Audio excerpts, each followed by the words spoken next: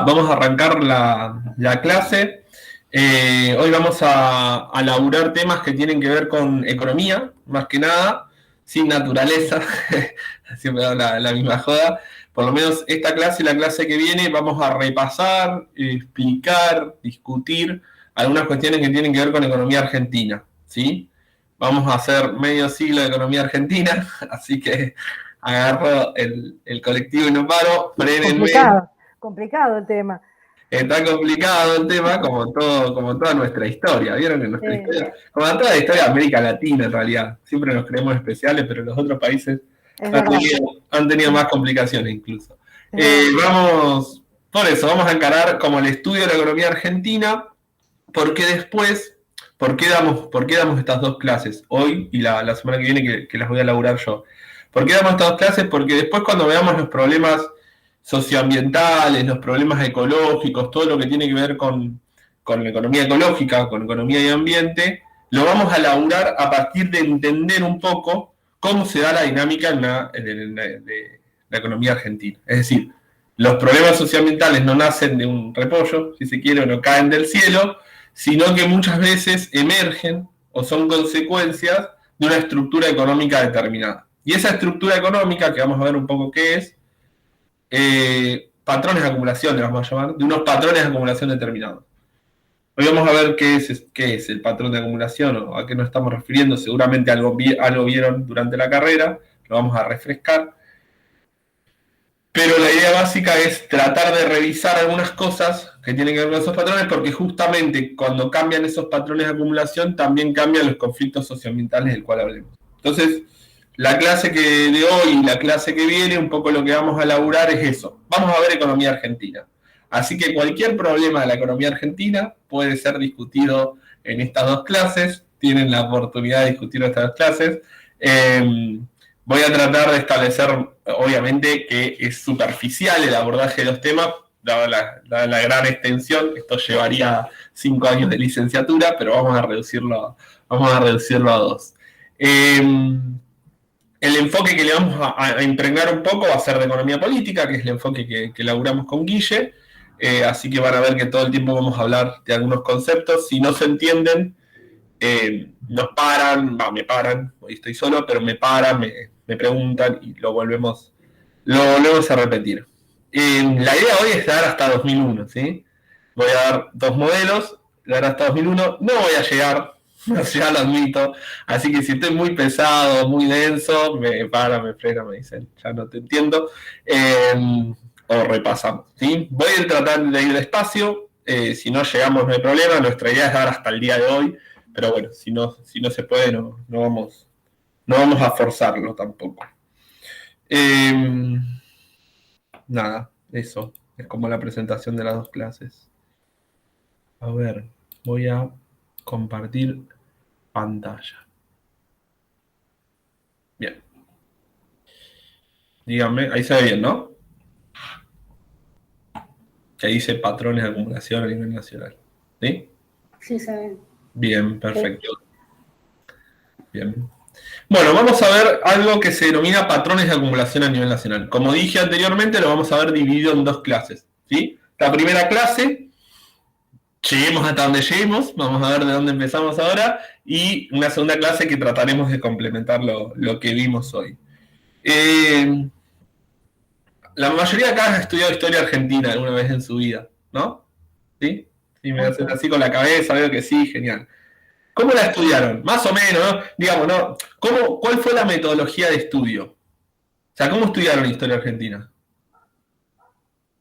Nosotros en el turismo el año pasado tuvimos una materia, procesos históricos argentinos y patrimonio argentino. Y ahí vimos bastante, va. Bien. De 1880 hasta Alfonsín. Hasta Alfonsín. Bien, hasta 1983 o 1989. Sí. ¿Hasta que asumió o hasta que...? No, hasta el 83, hasta que asumió. Hasta el final de la dictadura, digamos. Final de la dictadura inclusive. Exacto. Bien. Pero bien, buenísimo, novela. ¿Y cómo lo vieron? Y vimos la parte social, política, económica a rasgos generales. Obvio, pero digamos, la división por periodos. ¿Cómo hicieron? ¿Por década, por año? ¿Se acuerdan? ¿O no hicieron eso? No por sé. gobierno lo vimos. Por gobierno. Bien. Por gobierno.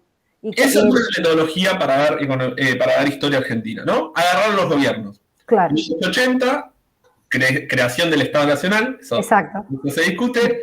Julio Argentino Roca, C.B. Roca, ¿sí? Y así sucesivamente, hasta que llegaron a, la dictadura, los tres dictadores, y el derrocamiento de la dictadura por parte de la democracia y la asunción de Raúl Alfonsín. O sea, pero bien por gobierno. Esa es una forma de dar la historia argentina. Hay otra forma que es por décadas, ¿no? La década de 1880, la década de 1890, digamos. Y no tiene nada especial, simplemente que empieza con un 0 y uno va diciendo que va cambiando década, porque eso es una cuestión temporal. La tercera, y que es la que vamos a ver ahora, y que nos gusta introducir ahora, es ver la historia argentina a través de patrones de acumulación. Esto es algo que muchas veces se da en la secundaria, sin decir que se da de esta manera, ¿no? Te meten los patrones de acumulación y no te dicen cómo. Les voy a dar un ejemplo. Me voy adelantando.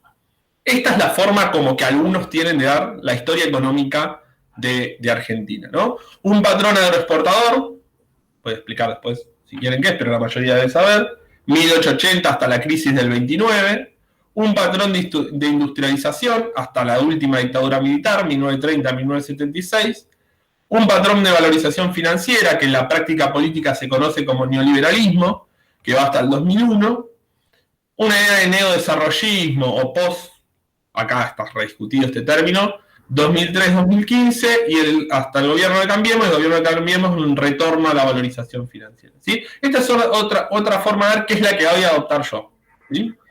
¿Por qué? Porque nos vamos a centrar en un concepto que justamente son todos estos que vemos acá, o por lo menos estos los tres primeros, estos dos están todavía muy en discusión, pues puedo contar por qué, son patrones de acumulación, ¿sí? Son formas de acumular diferente capital, ¿sí? Son formas de acumulación diferente del capital. Formas de acumulación diferente del capital. Los patrones de acumulación, ¿alguna vez alguien vio esto? Sí, lo vimos también en la materia que te contaba. Bien, buenísimo. Entonces voy a avanzar mucho más rápido. Los patrones de acumulación, ¿sí? Son formas diferentes, que es esto que figura acá, es una mezcla en una determinada forma, es un concepto muy amplio, que dentro de ese concepto hay muchos otros, ¿no? ¿Qué quiero decir? Por ejemplo, el patrón de acumulación industrial tiene una forma de estado específica, que es la figura del estado interventor, el estado de regulador.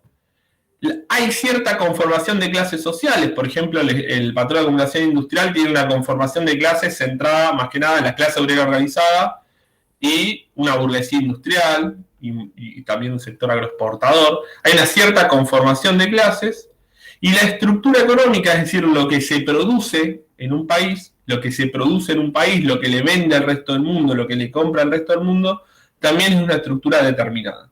Es decir que el capitalismo, Argentina en estos años, de 1880 a 2021, al 22 del 9 de 2021, que es que estamos hoy, siempre vivieron en capitalismo, ¿sí? Eso no hay discusión alguna, puede haber alguna discusión, pero es muy poco seria, digamos. Hablando seriamente, siempre vivimos en capitalismo. Pero sin embargo, el capitalismo no siempre fue igual, ¿no? O sea, eso lo tenemos que admitir. O sea, el capitalismo tiene determinadas características, que es la propiedad privada, la relación trabajador-patrón y un montón de cuestiones, la idea de innovación como motor del progreso, la idea de un Estado que regula las clases, etc. Tiene un montón de características que hacen a su esencia, se puede decir, pero esa esencia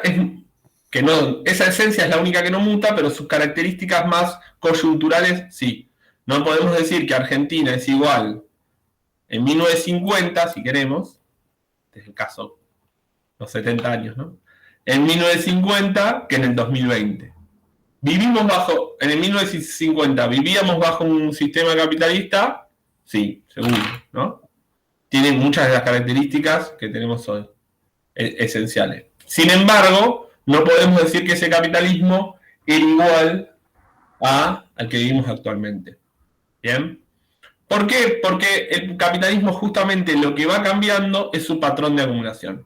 Es la forma en que articula el Estado con las distintas clases sociales emergentes en pugna, en conflicto, y la estructura económica determinada. ¿Sí? O sea, eso es lo que va mutando. Vivimos bajo el mismo sistema, bajo el mismo modo de producción, porque lo elegimos, porque las luchas dan así, etcétera, por un montón de motivos. Esperen que admito gente. Pero la realidad es que ese patrón de acumulación va mutando y va cambiando a lo largo del tiempo. Les doy un ejemplo concreto. ¿Cómo se ve esto en la práctica, no? Porque esto es mucho, pueden decir, es mucho, tiene una amplitud teórica mucho más potente, ¿no? Que lo que estoy explicando no me interesa centrarme en el patrón de acumulación en sí. ¿Cómo se ve esto en la práctica? O sea, ¿cómo vi? Está bien, ahí vos me decís que el capitalismo va cambiando distintos patrones de acumulación. ¿Cómo yo lo veo? Digamos, dame un ejemplo de cómo sé que hay un cambio de patrón de acumulación. Miren este gráfico. No sé si alguna vez lo vieron. Capaz que se ve medio borroso, pero lo voy a tratar de explicar. Abajo tienen los distintos gobiernos. Peronismo, la dictadura, la fusiladora, desarrollismo, radicalismo con Ilia, acá hay un golpe en el medio, el golpe a Ilia, la dictadura Onganía, tercer peronismo, dictadura cívico-militar, la última, Videla, Viola, Galtieri, radicalismo Alfonsín, peronismo de Menem, la alianza USR Frepaso de la Rúa, 2001 quebramos ahí, ¿no? Podría seguir esto. ¿Qué es lo que se ve en el gráfico? Es cuánto del total de lo producido se llevan los trabajadores, los asalariados, ¿sí? ¿Cuánto de todo lo producido en términos de Producto Bruto Interno, es decir, todo lo que se produce en una economía en un periodo determinado, se llevan los asalariados?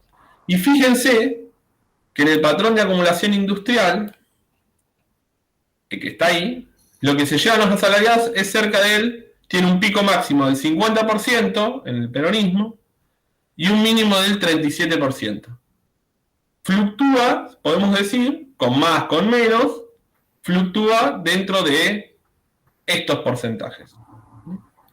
En cambio, desde la última dictadura militar hasta el 2001, fíjense que el pico máximo es 34%. No llega ni al mínimo de la época industrial.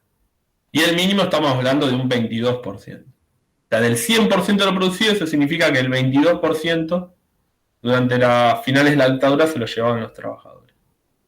Y solamente el máximo, que fue el 34,5%, no llega al mínimo de la época anterior. ¿Qué quiere decir esto? Esto es un cambio de patrón, ¿no? Acá se ve una ruptura. Después podemos explicar por qué, y va a haber tesis que van a contradecirse, pero lo van a explicar. Pero sin duda lo que podemos decir es que acá hay un quiebre. Acá hay algo que pasó, pasaron cosas, un montón de cosas en el medio, que hizo que este patrón de acumulación de alguna manera se quiebre, ¿no? Pasamos de un patrón de acumulación centrado en la industria, voy a explicar cómo funcionaba este patrón, a un patrón centrado en lo financiero, en la valorización financiera. Una de las características que yo me doy cuenta del cambio de patrón es la participación de los asalariados. Claramente hay una reducción brutal de la participación de los asalariados en el Producto Bruto. ¿Sí? ¿Acá vamos bien? ¿Se entiende el gráfico? Sí. Bastante gráfico el gráfico. ¿Sí? Esta es otra. Este es un poco más complicado, pero también es una forma de entender el cambio de patrón. 1970, patrón industrial, hasta 1976. 1976, patrón financiero, ¿no? Fíjense, no me interesa que vean tanto las líneas, sino esto que dice tasa anual. Del 76 al 75 el PBI crecía 2,8 y la deuda externa 8,7. De alguna manera podríamos decir que la deuda acompañaba el movimiento del PBI, ¿no? Un proceso con endeudamiento externo, más bien diría yo bajo, pero con un aumento del producto del 3% anual, ¿no? O sea, una economía que crece a una buena tasa, con una tasa de endeudamiento acotada. Pero, en fin, fíjense el periodo de valorización financiera.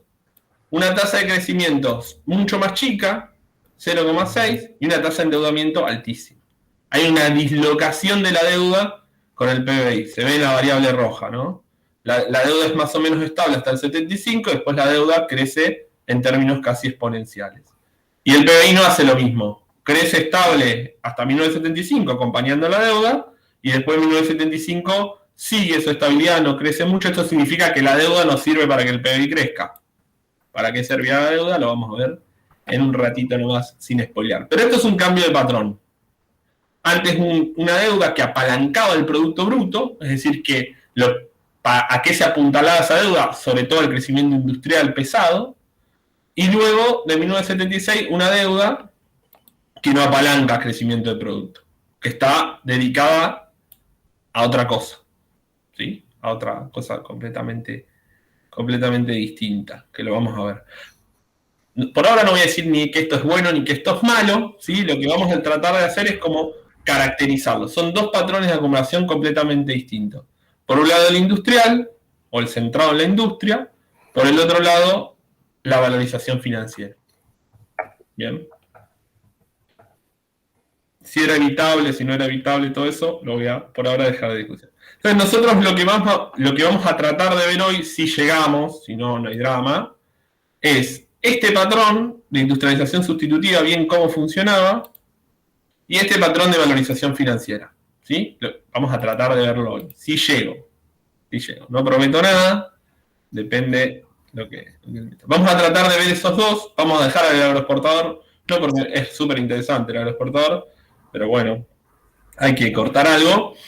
Para la próxima vamos a tratar de abordar todo lo que resta. ¿Sí? Esa es como lo que yo propongo en estas dos clases. ¿Por qué damos esto? Porque, bueno, en esta materia, Economía, Ambiente y Sociedad, nosotros creemos fuertemente de que estos patrones de acumulación, esta forma de articulación de la sociedad entre el Estado, las diferentes clases y la estructura, lo que se produce, de alguna manera cambian los conflictos socioambientales que hay en ella y cambia nuestra forma de producir, y por lo tanto, como cambia nuestra forma de producir, también cambian los impactos ambientales de esa producción. Entonces, las siguientes clases, a estas dos, donde ya vamos a meternos bien en la cuestión ambiental, vamos a tener en la cabeza que esos problemas ambientales muchas veces tienen que ver con los patrones de acumulación que se están dando a nivel nacional. ¿Sí? Tomo mate porque si no me queda la voz muy seca. Frénenme cuando quieran. Vamos a ver algo breve, no es que voy a historizar, no los voy a aburrir con historia, ni mucho menos, ¿sí? Vamos a tratar de entender cómo iba la mano en esos dos patrones, ¿sí? No voy a dar algo de historia, obviamente, porque estamos hablando de historia. El día se presta para eso, está un poco nublado, pero la idea básica es cómo dar algunas cuestiones que nos permitan entender estos dos periodos, ¿sí? Estos dos grandes patrones. Simplemente eso. Como me dijeron que viene una historia, y la mayoría vio historia, calculo yo, vamos a tratar de pasar un poco por los contextos y vamos a ir más a la cuestión económica, ¿sí? Vamos a ir a este. ¿Qué pasó de 1930 a 1975? Vamos a hacerlo entre todos, así no me aburro tanto. ¿Qué pasó en el mundo en 40 años, 30 años, no, 45 años? Es un montón, pero ¿qué contexto se está dando justamente en este patrón de acumulación? ¿Qué está pasando en el mundo? Lo más central, ¿no? ¿Cayó el patrón oro? Una de las cuestiones, bien, primera característica, lo voy a ir diciendo con lo que se acuerdan ustedes. Primera característica, la caída del patrón oro, ¿sí?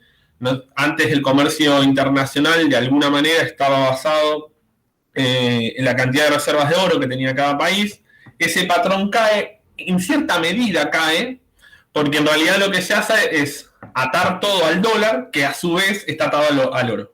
¿Sí? Eso por lo menos hasta la década de los 70, donde eso va a caer y se va a denominar en lo que estamos hoy, que es el patrón dólar. Pero el patrón oro de alguna manera cae en la década de 1940. ¿Por qué cae? Porque de alguna manera no se basa más en las reservas de oro del país, sino en las reservas de dólares. Y a su vez el dólar está atado al oro. ¿Sí? Es algo medio complicado, pero es algo que de alguna manera incidió muchísimo en el comercio internacional, ¿sí? Este cambio incidió muchísimo y sobre todo porque la figura central o la hegemonía a nivel mundial comienza a ser el dueño del dólar, que es Estados Unidos, ¿no? Estados Unidos, una de las grandes potencias, El que de alguna manera maneja la moneda a nivel mundial es el que maneja el mundo. ¿Sí? Por eso China quiere que todos usemos yuan. No sé si alguna vez escucharon los swap de China, y es porque China busca instalar a su moneda como una moneda de cambio a nivel mundial. ¿Sí? Es parte de la lucha por quién es potencia. Volviendo a esta época, 1930, 1970, claramente el dólar se ubica como una moneda predilecta para el intercambio internacional, a partir de la caída del patrón oro. Bien. ¿Qué otra característica? 3 o 4, vamos a decir. Del contexto. ¿Qué hay de 1930 a 1970? Las películas pueden ayudar.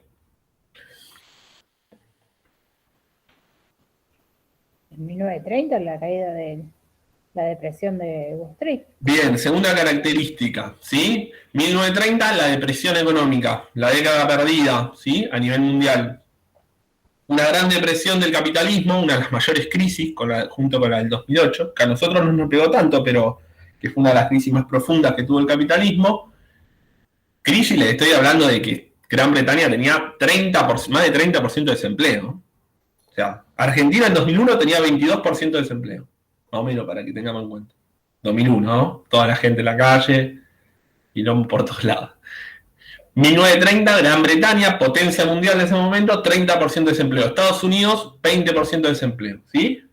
Gente suicidándose porque había caído la bolsa de Wall Street, una década en donde a la economía le fue muy mal, y sobre todo a nuestro país, porque nuestro país dependía mucho del comercio internacional, de exportar más que nada cuero, productos primarios, etc. La restricción del comercio internacional, la caída de la economía mundial, hizo que nuestra economía tenga que girarse hacia un modelo de crecimiento basado hacia adentro, ¿no? En la industrialización liviana, ¿sí? Porque Argentina exportaba productos, materia prima principalmente, importaba productos manufacturados, productos industriales. Exportaba más que nada ganado. En la segunda época, en la primera era grano, después fue combinado, e importaba productos que necesitaba para venir, alimentos y bebidas, metalmecánica, es decir, máquinas pesadas, cuestiones que servían para el transporte, etc. Cuando la economía mundial cae, Argentina puede exportar mucho menos sus productos y pasa a depender de importar, y se le cierra la economía para importar los productos que necesitaba. Entonces comienza a hacerlo de manera autónoma en nuestro propio país. Por eso se dice que comienza un patrón de acumulación por industrialización por sustitución de importaciones. ¿Qué significa eso? Básicamente lo que importabas, ahora lo sustituís por productos que haces en tu propio país. Por eso, sustitución de importaciones, ¿no? Es una industrialización basada en la sustitución de productos que vos antes importabas, ¿sí? Muy bien. Ya tenemos dos. Caída del patrón oro, inestabilidad económica, ¿sí? Gran depresión, surgimiento de la industrialización por sustitución de importaciones. ¿Qué otro? ¿Qué otra característica? La Segunda Guerra Mundial. Segunda Guerra Mundial, nueva crisis económica, ¿sí? Las crisis de la guerra trae aunque trae mucha expansión económica, también trae en algunos países la posibilidad de crisis, ¿sí? Más cerramiento de la economía, las guerras hacen que solamente esos países que están en guerra hagan consumo de subsistencia, entonces más complicaciones de Argentina para colocar productos a nivel mundial y por lo tanto, si se quiere, un consenso sobre un consenso entre las clases dominantes, dependiendo de cada época, en que la industrialización es la salida. ¿Sí? ¿Por qué? Porque básicamente esta dependencia de otros, que no podemos depender de otros agentes externos. ¿Sí? Bien, ¿qué otra más? Falta una muy importante. La del petróleo. La del petróleo va a ser para el 70, ¿no? Porque esa es el 73. Claro. ¿Qué otra cosa más? Una cosa central. Le gusta la película Yankee, se ve. Muy bien. Que no tiene que ver con Argentina. ¿Qué sucede del 1930 a 1970? Siempre se olvidan de esta, pero es muy importante. Se ve que no. Lo bueno es que las películas yankee no nos Se ve que no se nos metieron tanto en la cabeza, porque si no nos sale la Guerra Fría, ¿no? ¿Sí? Claro. La Unión Soviética como un modelo alternativo al capitalismo, ¿sí? Lo cual le exigía al capitalismo ciertos, digamos, el capitalismo por primera vez en su historia como modelo de producción tuvo un competidor, y serio, ¿sí? Que era la Unión Soviética. Y eso apuntalaba que el capitalismo no podía tener desempleo, ¿no? Es una de las tesis básicas, porque si tenía desempleo o si funcionaba mal, de alguna manera estaba probando que el otro modelo era mejor, que en su momento sí tenía pleno empleo, a un costo de los seres humanos bastante grande, no lo vamos a discutir acá, pero sí tenía pleno empleo. Entonces, un requerimiento para el capitalismo, de hecho se le llama de 1950 a 1970 la edad de oro del capitalismo, justamente ¿por qué? Porque es esta década de los pleno empleo, o de que el capitalismo muestra su lado más benefactor, bueno, entre comillas. Ese es el contexto en donde vamos a parar ahí, ese es el contexto donde la economía argentina decide, entre comillas, adquirir un modelo industrial, ¿sí? Yo lo voy a hacer de los 30 a los 70, sepan que de los 30 a los 70 hubo muchas cuestiones en el medio. La primera es que en la década del 30, cuando nosotros empezamos a industrializarnos, el que toma parte del Estado es la oligarquía pampeana, con sectores industriales que comienzan un leve proceso de industrialización, nada radical, simplemente ampliar lo que ya estaba dado, que al sector más oligárquico le conviene, porque genera cierta estabilidad económica, pero que luego esto va a ser quebrado de alguna manera o sustituido por uno de los movimientos más interesantes, más controvertidos, más discutidos de nuestra historia, que es el peronismo, que es una nueva alianza de clases entre la clase obrera y, sobre todo, medianos industriales, no los grandes industriales. La pequeña y mediana burguesía nacional. Esa nueva alianza de clases, emerge de esa nueva alianza de clases un nuevo movimiento que se llama el peronismo, básicamente, ejemplificado en la figura de Juan Domingo Perón, que comienza una década de industrialización un poco más radical, ¿no? Donde hay políticas de incentivo centrados en la industria. Luego el derrocamiento y la proscripción durante muchos años, 18 en total, del peronismo, o sea, no se podía nombrar peronismo, no se podía presentar a elecciones. En esos años se mezcla un año de grande inestabilidad política, dictaduras militares, con gobiernos radicales, algunos avalados, otros no tanto, como el de Ilia, que no lo votó nadie porque el 48% fueron votos impugnados, ¿no? Que eran los votos de Perón. A esos gobiernos radicales se les llamó desarrollismo, sobre todo el de Frondizi. O sea, es una época que yo la meto toda en la misma bolsa, pero sepan y deben saberlo, que hay una gran inestabilidad política y donde las alianzas de clases es muy fuerte, ¿no? Un conflicto entre las clases demasiado fuerte. La gran pregunta que se hicieron los economistas en esta época, y a esto voy a dedicarme yo, es por qué la economía no logró crecer a largo plazo. La eterna pregunta del economista. ¿Por qué Argentina no es una potencia mundial? ¿Sí? Vieron que nos preguntamos en la tele. Y si le copiamos responden alguna. Bueno, esa pregunta se viene haciendo hace muchísimos años, muchísimos años, y la idea básica es que, fíjense este electrocardiograma que está acá, ¿sí? Esto es la industria argentina, de 1950 a 1970. Fíjense, crece, cuando está arriba de cero, crece, cuando está abajo de cero, cae, ¿no? Fíjense que no hay un sendero, se me olvidó la palabra, armónico de crecimiento, sino que parece un electrocardiograma directamente. Y si vemos el del producto, es igual, ¿no? El del Producto Bruto. Si bien la economía creció estos años, es una tasa más bien baja, y tiene movimientos muy abruptos, o sea, crece un año, al otro año cae, al otro año vuelve a crecer pero un poquito, etc. Muy parecido a cómo se mueve la industria. No hay un sendero de vuelta armónico en el tiempo, sino que cuando nos basamos en un sector industrial, lo que emerge, las cuestiones que emergen, es un crecimiento más que nada fuertemente volátil, ¿sí? Crecimiento, caída. Un electrocardiograma parece, es bastante parecido. Lo que sí garantizó este modelo, pese a su gran inestabilidad económica, como estamos viendo, es un gran crecimiento del consumo, un gran crecimiento de la inversión y el nacimiento, o el famoso nacimiento de la clase media argentina, ¿no? de gente que no solamente trabajaba 8 horas, sino que además podía consumir los productos que elaboraba en la fábrica, ¿no? Que eso antes no se daba, ¿no? El auto era un bien de lujo y el auto pasa a ser un bien popular gracias a que las clases medias tienen la capacidad de consumo que antes no tenía. De hecho, por eso se acuerdan de estos gobiernos. La idea básica es que esta economía... Sí, frenenme, ¿eh? No sé si querían decir algo, de paso me sirvo un mate.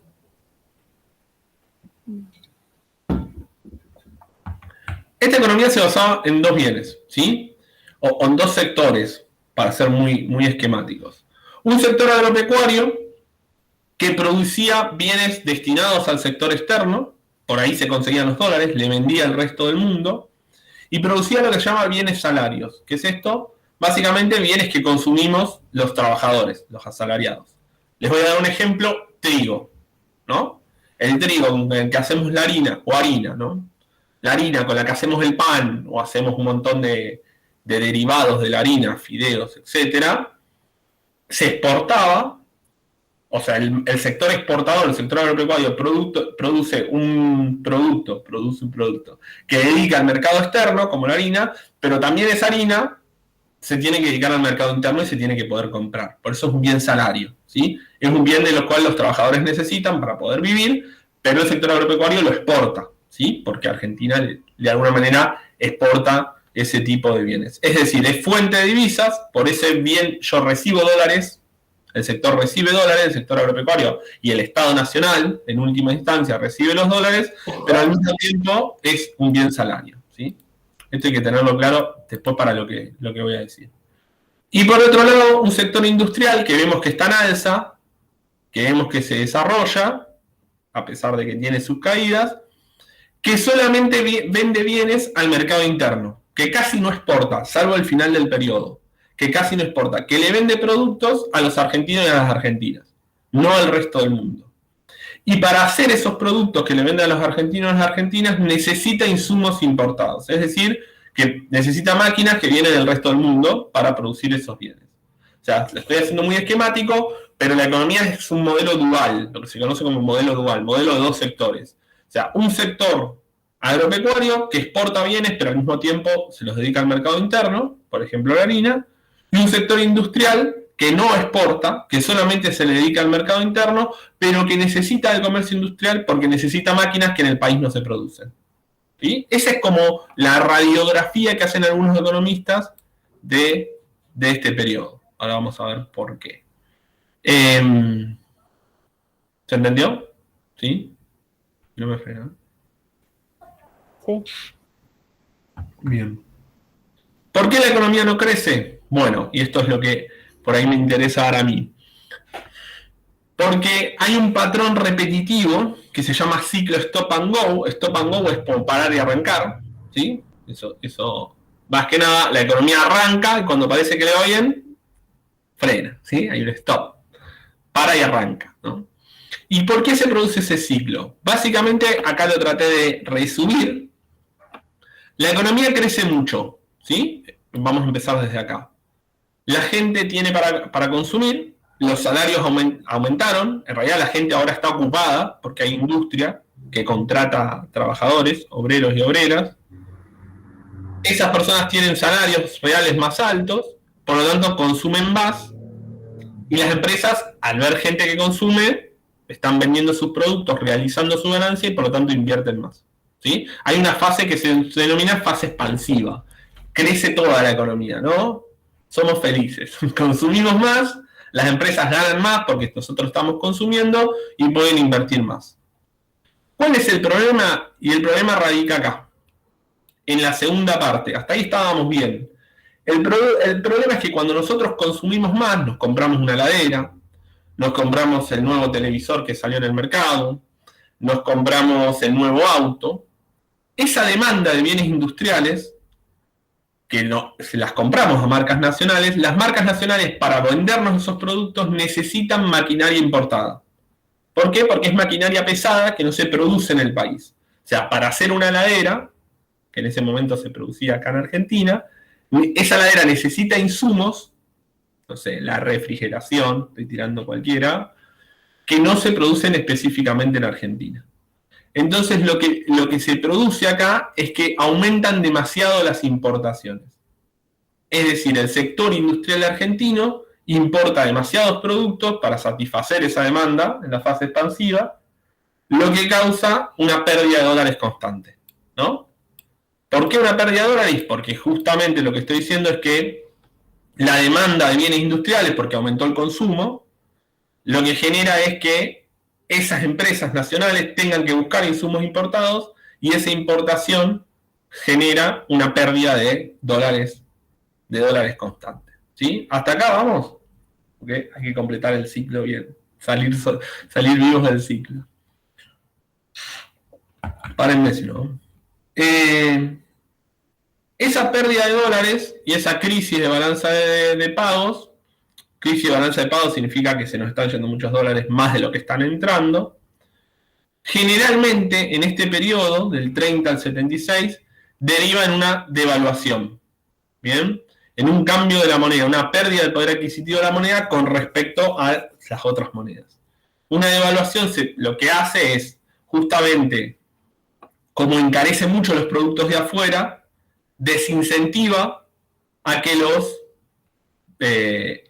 estas empresas nacionales sigan adquiriendo maquinaria pesada del resto del mundo, ¿sí? Desincentiva las importaciones que estaban haciendo. Y al mismo tiempo, son como dos efectos. La devaluación causa dos efectos. El primero es que los importadores de máquinas ahora están, les sale muy cara la máquina, entonces dejan de importar, se frena esto. Y el segundo efecto es que la empresa que te exportaba harina, este efecto es actual, la empresa que te exportaba harina, ahora te aumenta el producto de la harina adentro, porque está ganando más con la devaluación. Como gana más con la devaluación, lo que hace es trasladar esa ganancia internamente y la harina le sale más al trabajador que va a la góndola, ¿sí? Ahora lo vamos a repasar a esto porque es muy importante para la vida. Porque es lo que está pasando, ¿no? Actualmente. La inflación argentina en este último año, ¿por qué sucede? Porque se encarecieron muchos productos, trigo, sobre todo el trigo, commodities, que es lo que Argentina vende al resto del mundo, ¿y qué hace el exportador? Si yo le vendo al resto del mundo a 120, a mínimo le tengo que vender a 120 al argentino. Entonces le aumento el precio también al consumidor argentino, para tener la misma ganancia en los dos sectores, ¿sí? Y por eso se elevan los productos. Hay forma de cortar con esa inflación, que es aumentando las retenciones, por ejemplo. Pero bueno, no se hizo eso. Pero la idea básica, ¿cuál es? Y la vuelvo a repetir, y acá nos fregamos un toque para repasarlo. Nosotros estamos en una fase expansiva. Esa fase expansiva genera que las empresas nacionales que venden productos industriales al mercado interno adquieran más productos importados, porque los necesita, porque no se producen en el país. Eso genera una pérdida de dólares, y esa pérdida de dólares, de alguna manera, el freno que encuentra el gobierno para frenar esa sangría, es la devaluación. La devaluación causa dos efectos. Desincentiva esas importaciones, hace que la industria nacional se pare y deje de importar máquinas para vender productos. Y por el otro lado, lo que genera es que Argentina, al exportar alimentos, gana más con esos alimentos que está exportando y traslada los precios al mercado interno. ¿Hasta acá vamos? ¿Más o menos? ¿No me ofrecen? Sí. Bien, se entiende. Esto pasa con todo, ¿no? Ahora le puedo dar un ejemplo con otra cosa. Esa devaluación lo que genera es la famosa inflación que tanto conocemos, ¿sí? La inflación no está dada por emisión y todas esas cosas, sino que principalmente eso se llama inflación cambiaria, pero es la predominante en esta fase de 1930 a 1970 y está dada por esta devaluación. Les pregunto a ustedes, ¿por qué la devaluación causa inflación? Yo sé que es una pregunta difícil, pero ¿por qué causa inflación? Hay varias razones. Sí, pueden tirar cualquier cosa conmigo, nunca van a quedar mal. ¿Por qué piensan que la devaluación causa inflación?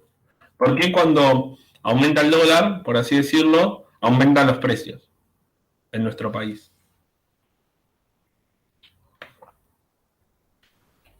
Vieron que Bueno, vieron que siempre que aumentan los dólares, ¿se acuerdan que el dólar valía 40 y después pasó a 65? En un día fatídico, fue un lunes, me acuerdo. Y después aumentaron todos los precios. No sé si se acuerdan. Aumentó todos los precios. ¿Por qué eso causa inflación? ¿Por qué un salto del tipo de cambio o una devaluación causa inflación? ¿Por qué les parece? Acá está como el eje del ciclo.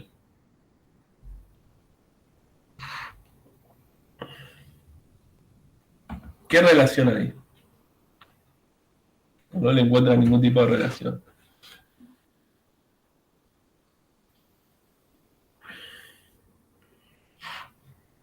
También pasó en otros gobiernos, ¿no? Pero ¿por qué la devaluación?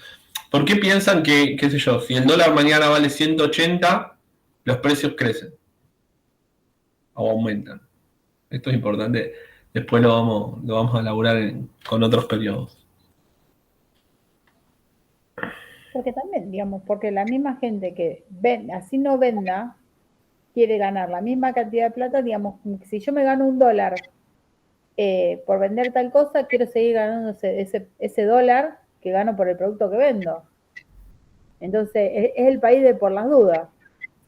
Claro, no, en realidad porque es un país. Cuando baja, nadie lo baja el precio. Bien, bien. Y Después cuando bajan, digamos, al aumentarlo, porque aumenta, porque después no puede reponer el producto que necesita reponer para venderlo. En realidad no es, o sea, es un país capitalista, principalmente. ¿Y por qué digo esto? En realidad tenés el razonamiento de Grisela es incorrecto, digamos. Yo soy exportador, ¿no? Vamos a dar un ejemplo tonto. El dólar vale 100. Vendo un kilo de orina a $1. 100 pesos me dan a mí. Viene no sé, un brasileño me da lo equivalente a 100 pesos. ¿A cuánto lo voy a vender en el supermercado acá? Lo mismo. Si lo vendo a 80 estoy perdiendo. ¿Está bien? Más de 100, un competidor lo puede colocar a 100, por lo tanto ahí tengo problemas. Entonces yo lo voy a vender al mismo precio. Un dólar me da 100 pesos, lo vendo en el supermercado, va a la gallega, va a valer 100 pesos. ¿Qué pasa si hay una devaluación? Y el dólar se va a 200. Yo lo voy a vender, voy a tener 200 de ganancia en el exterior. ¿No es cierto? Por un dólar me van a dar ahora 200 pesos por el mismo kilo de harina. Y en el supermercado, ¿cuánto la voy a cobrar? Y a 200. No la voy a dejar a 100. Pero no porque soy un vivo, porque soy un empresario. O sea, yo no puedo ganar menos acá que vendiéndoselo al exterior. Entonces lo que hago es traslado el aumento de rentabilidad que tuve en el sector externo, lo traslado al sector interno. Eso causa inflación. Ese es el primer motivo de por qué la devaluación causa inflación. Porque básicamente yo aumento el exportador, que es un exportador de bien salario, por eso decía yo que es muy importante esto de bienes salario. Porque justo se da que en Argentina exportamos alimentos. Entonces, si nosotros exportamos alimentos y el que exporta alimentos tiene mayor ganancia en ese frente externo, lo traslada esa ganancia al sector externo y hace que aumenten los precios. Esta es una de las razones principales de por qué hubo inflación este año. Aumentaron todos los bienes que Argentina, aumentaron casi todos los precios de los bienes que Argentina exporta. ¿Qué hizo el exportador? Lo trasladó al mercado interno. El gobierno puede hacer algunas cosas para evitar eso, ¿eh? No es inevitable. Ese es el primer punto.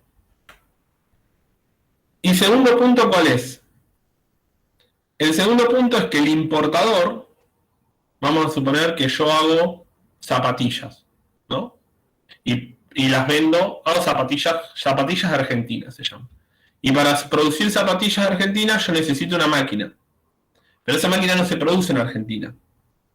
Se produce en otra parte del mundo. La tengo que comprar con dólares, ¿sí? Que es la moneda de intercambio a nivel internacional. Mientras todo el mundo me compra zapatillas porque tiene salarios altos, yo aumento la venta de zapatillas y necesito una máquina. Más máquinas para producir zapatillas. Por lo tanto, gasto muchos dólares, se van los dólares, de evaluación, ¿no? ¿Qué me sucede a mí como vendedor de zapatillas? Yo puedo comprar la máquina. El problema es que como una devaluación, la máquina que le compro al resto del mundo me sale muy cara. Muy cara. Porque hubo una devaluación. Si la máquina antes me salía $1, 100 pesos, ahora me sigue saliendo $1, pero el dólar vale 200, en el ejemplo que les había dado. Entonces, como me sale muy cara, ¿qué hago yo? traslado el precio de la máquina al zapato. El zapato que vendo, de alguna manera, va a ser más caro que antes. Entonces hay como un doble motivo de por qué la devaluación causa inflación. Porque el exportador está ganando más y traslada el aumento de precios al sector externo, pero también el industrial necesita más pesos para comprar esas máquinas importadas y por lo tanto traslada esa devaluación a precios también. ¿Sí? ¿Quedó claro? Esto es central. ¿Sí? El problema es que esa inflación generalmente lo que hace es reducir los salarios de los trabajadores, el salario real, ¿sí? Pierde el poder de compra de los trabajadores, esto es más fácil. El trabajador, si el salario no aumenta al mismo porcentaje que la inflación, puede comprar menos cosas. Y por lo general esto deriva en un menor consumo, en una recesión, en una caída del producto. ¿Bien? En una caída del producto. Las empresas producen menos porque se consume menos, hay una pérdida de salario. Y hay un menor consumo y una menor inversión porque las empresas están vendiendo menos. ¿Está bien? Esto generalmente entra en una fase recesiva donde importamos pocas cosas y volvemos de vuelta a la fase expansiva porque al importar menos cosas generamos un pequeño superávit de dólares que nos puede colocar de vuelta en la fase expansiva. Esto es lo que se denomina ciclo stop and go. ¿Sí? Es un modelo para entender el patrón de acumulación industrial. Esto se va a repetir en algún periodo de nuestra historia, en algunos sectores, lo vamos a ver. Pero ¿cuál es el problema de acá? ¿Cuál fue el problema de Argentina? Que Argentina, esto pasa en algunos sectores todavía. ¿En qué sector pasa? Por ejemplo, en energía. Cada vez que Argentina, bueno, hace mucho no estamos, pero cada vez que Argentina crece mucho, tiene mucha demanda del sector energético. Y no da abasto, porque no hizo las inversiones suficientes. ¿No? Entonces eso genera importación de energía, pérdida de dólares, muchísima pérdida de dólares por importar energía, que fuerzan la devaluación. ¿Sí? Entonces acá todavía este ciclo stop and go se puede aplicar, no a la economía en general porque cambió mucho, pero sí a cierta parte de la economía industrial. ¿Bien? Este es el razonamiento de por qué se comporta así la industria en Argentina y la economía en general en estos periodos. Más allá de que hay gobiernos que mejoraron muchísimo la industrialización y profundizaron los salarios y otros que no creían tanto en eso.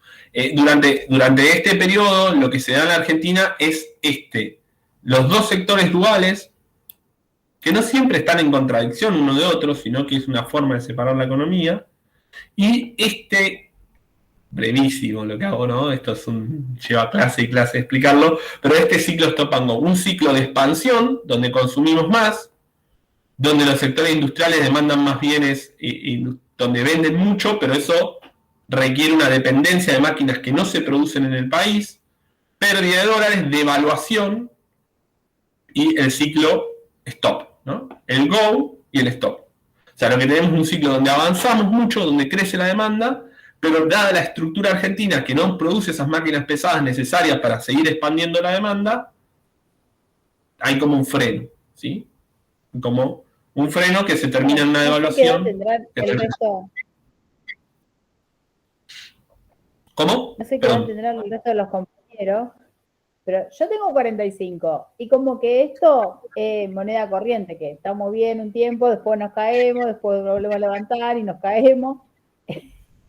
Así que como que lo toma uno ya como normal en la Argentina. Y después de haber estudiado la historia argentina de 1880 en adelante, también lo vemos como que pasa, cada tanto periodo pasa lo mismo. Claro, pero sí, está bien, se puede tomar así. Ojo que ahora vamos a ver el patrón de acumulación más financiero, donde todo es caída y todo es dolor, digamos. Este es por lo menos un patrón que tiene un crecimiento y que quiero mostrarles algo. No. No lo traje. Que garantiza esto, ¿no?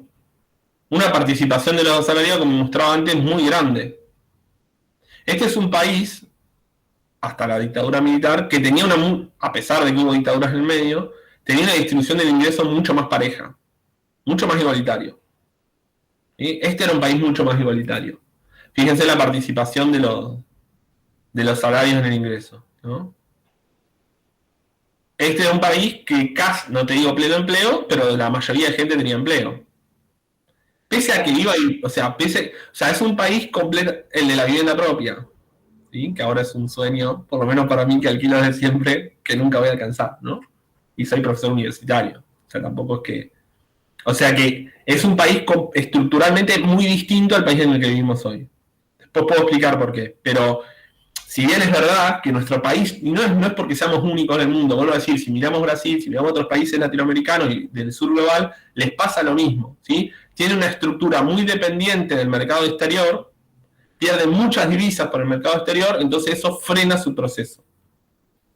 Yo lo único que quiero decir de y la única apreciación política que voy a decir, es que nosotros estábamos saliendo, una de las hipótesis más grandes a la cual adhiero mucho, es que nosotros estábamos saliendo de este ciclo Stop and Go. O sea, estábamos hacia un ciclo del Go, donde el desarrollismo, pese a sus enormes limitaciones y su dependencia de las inversiones extranjeras, sobre todo el gobierno de Frondizi, alimentó mucho la inversión en industria pesada.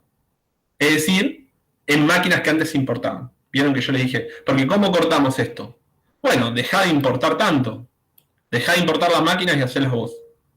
Esa fue la estrategia del desarrollismo. Inconclusa, pero sin embargo, estábamos saliendo a una fase mucho más del Go. Había cambiado mucho la industria argentina. ¿Cómo se corta eso? A través de sangre, ¿sí? La última dictadura militar. Pero este es un proceso inconcluso. Argentina no llega a concluir no llega a resolver este dilema, que entra en otro mucho peor. Ese es mi diagnóstico, ojo. O sea, Argentina tiene un problema. Tiene grandes beneficios este modelo, ya los dije, ¿no? Garantiza casi el pleno empleo, no total, pero sí. Tiene una distribución del ingreso dentro del todo pareja, muy volátil, pero dentro del todo pareja. Garantiza ciertos derechos básicos para el trabajador, que hoy se consideran privilegios, como el aguinaldo, cuando debería ser un derecho. Digamos, garantiza todo un estrato social en donde el trabajador se siente como amparado. Pasamos de eso a otro modelo completamente distinto, ¿sí? O bastante distinto. Pero antes de resolver este problema internamente, o este dilema que teníamos del ciclo Stop and Go, esto se ve frenado por un modelo radicalmente distinto, que lo vamos a ver ahora en un ratito, que es el de la valorización financiera, ¿sí? Un modelo en donde el eje no es lo industrial. Y al eje no ser lo industrial, hay una pérdida de empleo fenomenal, porque les guste o no al modelo agroexportador, lo que genera empleo en este país es la pequeña y mediana industria, ¿sí? Y la industria en general. Entonces, ahora vamos a ir a ese modelo.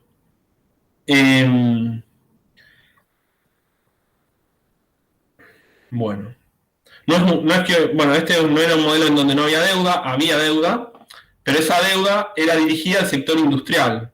El sector industrial usaba esas deudas, esos dólares que entraban por préstamos, ¿para qué? Para respirar al corto plazo, para adquirir esas máquinas necesarias para el proceso de expansión. El problema es que a largo plazo hubo endeudamiento, mucho más bajo que el que vamos a ver ahora. Este gráfico es brutal. Bueno, lo puedo explicar. Acá está como acá están porcentajes, ¿no? A la derecha, me interesa más. El eje de la derecha, acá están los años. 55 dice a 75, son 20 años los que estamos estudiando. Fíjense, cada vez que la línea azul es el PBI. No se lee bien ahí, pero es el PBI. Las variaciones del Producto Bruto. Cae, sube mucho, cae. Fíjense, Stop and Go, ¿no? Y este es el saldo comercial. El saldo comercial es lo que exportamos menos lo que importamos, ¿sí? Lo que le vendemos al resto del mundo menos lo que le compramos al resto del mundo. Fíjense la paradoja. Cada vez que crece la economía, el saldo comercial empeora. Vuelvo a repetir. Vamos a verlo en un proceso más en que está acá, ¿no? Crece la economía, crece lo azul, crece el PBI, empeora el saldo comercial. ¿Por qué sucede esto? Por lo que acabo de explicar. Cada vez que crece la economía dependemos mucho de los bienes importados, entonces el saldo comercial empeora, ¿sí? Se ve en bastantes periodos. Pero fíjense que a lo último del periodo ya no se da tanto así, ¿sí? Esto es la tesis que, por lo menos la hipótesis que defienden varios autores, de que estábamos pudiendo resolver este problema hasta que llegó la dictadura. Que para mí, y lo voy a mantener durante toda la cursada, la dictadura es lo peor que le ha pasado en el país, no en términos de derecho humano, que ya eso es indiscutible, sino en términos de frenar un crecimiento autónomo y sostenido del desarrollo argentino, ¿sí? Que por ahí se deja de lado, bien dejado de lado por las atrocidades que cometió, pero también esas atrocidades fueron un medio para lograr el fin que era disciplinar este modelo, ¿sí? Bueno, le iba a mostrar por último, para cerrar. También tiene los gobiernos de esta época, hasta el 73, está en porcentaje del PBI, ¿no? ¿Qué quiere decir? La línea que está cuadradito es la agricultura. Fíjense que el porcentaje del producto que se produce de agricultura va cayendo durante este periodo, y lo que está en pelotitas, en chiquititos, o como rombitos, es la industria, ¿sí? Y claramente la industria crece este periodo. Lo que está mostrando, básicamente, es la tesis de la industrialización argentina. Y lo que crece acá es el PBI, ¿sí? O sea que la industria es la que está motorizando de alguna manera el crecimiento económico. Bueno, voy a pasar esto, porque si no, no vamos a terminar. Esas son como las características básicas, muy básicas, 40 minutos. Me llega, un profesor me mata después de esto. Pero es para entender la bola de pájaro de la economía argentina en el periodo de industrialización por sustitución de importaciones, ¿no? De 1930 a 1975. Como dije anteriormente, ese periodo es cortado, y en realidad, cuando termina el último peronismo, está Isabel y Celestino Rodrigo, el ministro de Economía, los famosos Rodrigazos. Así que acá iría 1975, en realidad, no 76. Ya en el 75 hay un ajuste brutal de la economía y se genera un nuevo patrón de acumulación. Es decir, un nuevo tipo de Estado, una nueva conformación de las clases sociales, una nueva clase dominante, y también otra estructura económica, muy distinta y muy diferente a la que vimos recién, ¿sí? Este periodo se le conoce, o los economistas le llamamos valorización financiera, pero es un periodo en donde la idea es que el centro está en este eje de la valorización financiera, que la voy a tratar de explicar. Me tomo un mate y freno. ¿Cuál es el contexto? Bueno, acá hay varios contextos. ¿Cuál es el contexto o qué pasó en el mundo de estos 25 años? Vamos a hacer el mismo juego, pero ahora nos venimos más para acá. ¿Qué pasó en el mundo?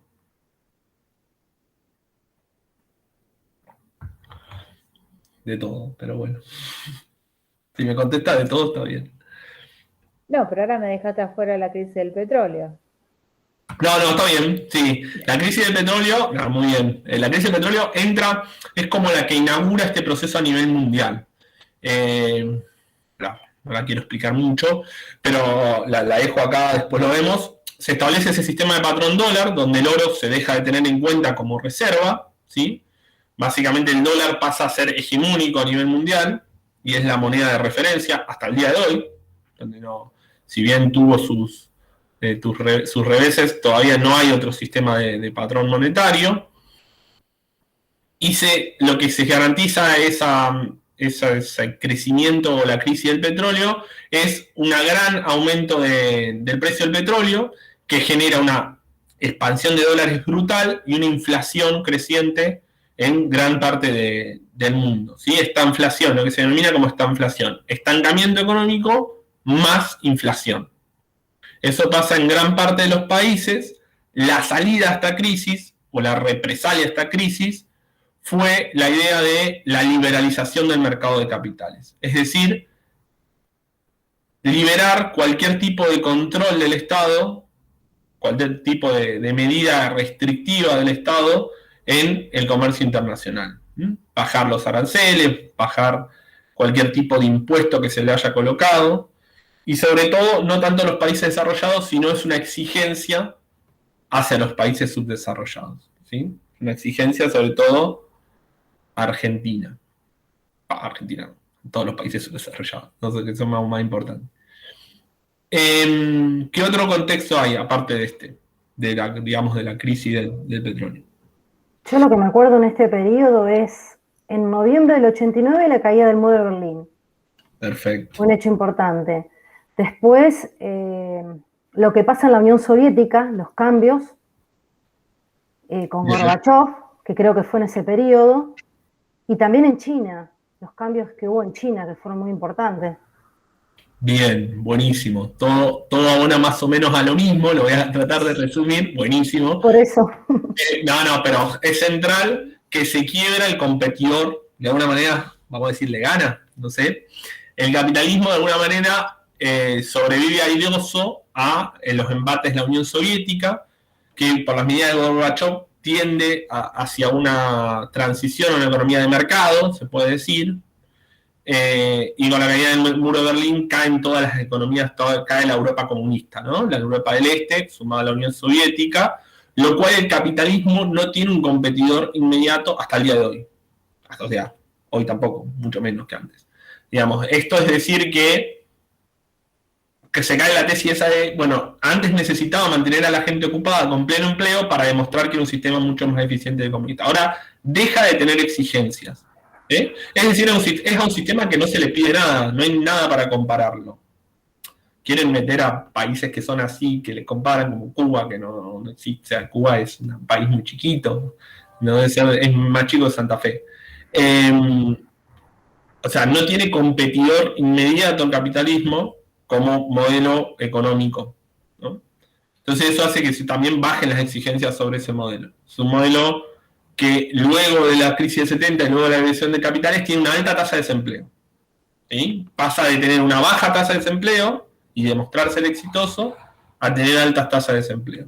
La caída del muro de Berlín, la caída de la revolución cultural de Mao Zedong en China y un montón de sucesos históricos completamente relevantes que recién citó la compañera. El tema de Internet también no sería un hecho. El tema de Internet en los 90, sí, eso lo podemos laburar después, es una respuesta a una crisis general en el sistema. Y lo voy a tratar de sustentar, no hoy, porque no sé si traje los datos suficientes, pero del 70 para acá el capitalismo es altamente inestable. Altamente inestable.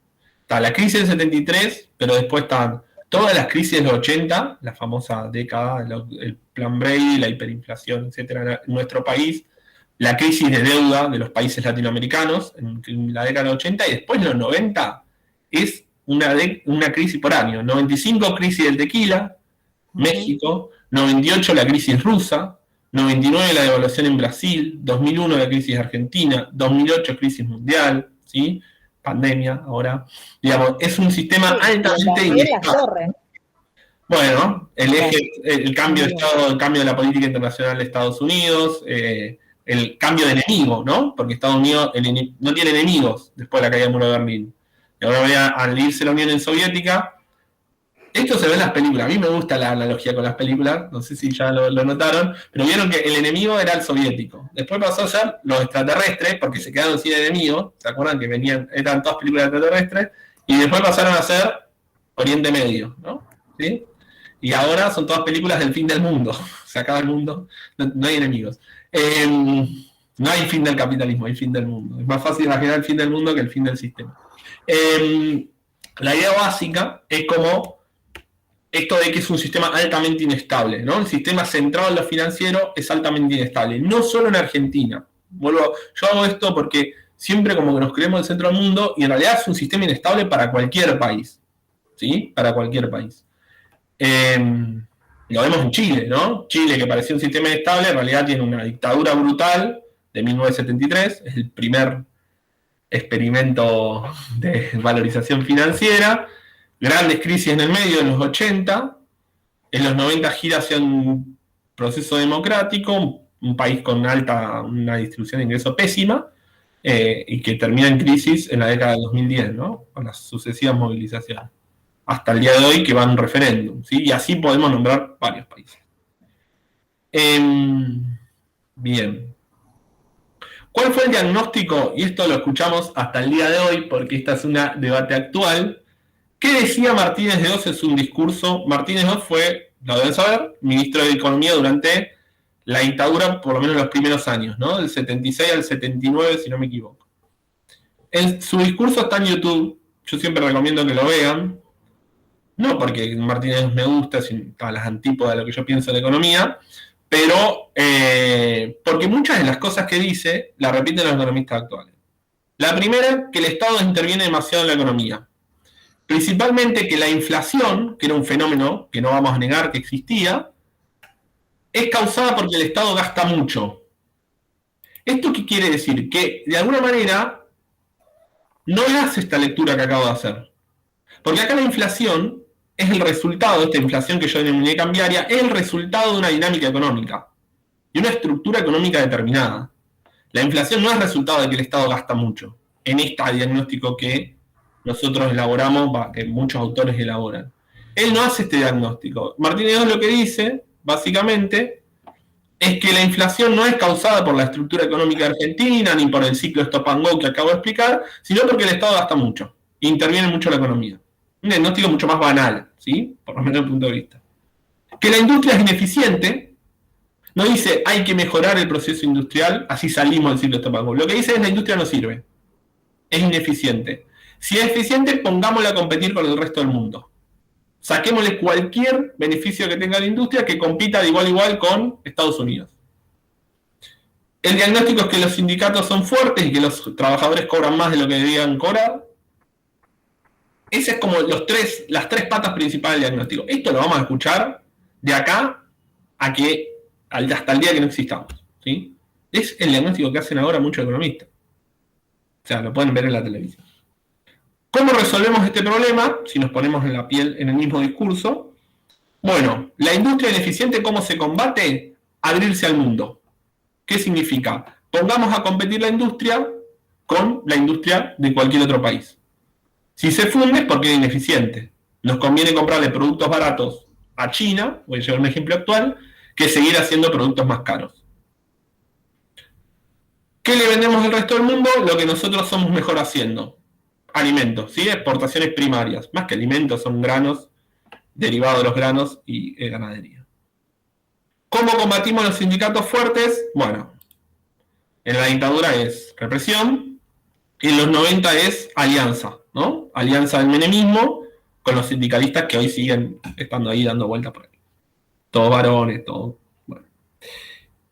¿Cómo hacemos para sacar este déficit? Reestructuremos el Estado, que el Estado gaste menos, ¿no? Y una tesis de tasa de interés positiva, no me interesa esto, pero básicamente es la liberalización de cualquier sector para que entre a competir, que el Estado no se meta a regular por lo menos esos sectores y la represión a sindicatos, ¿no?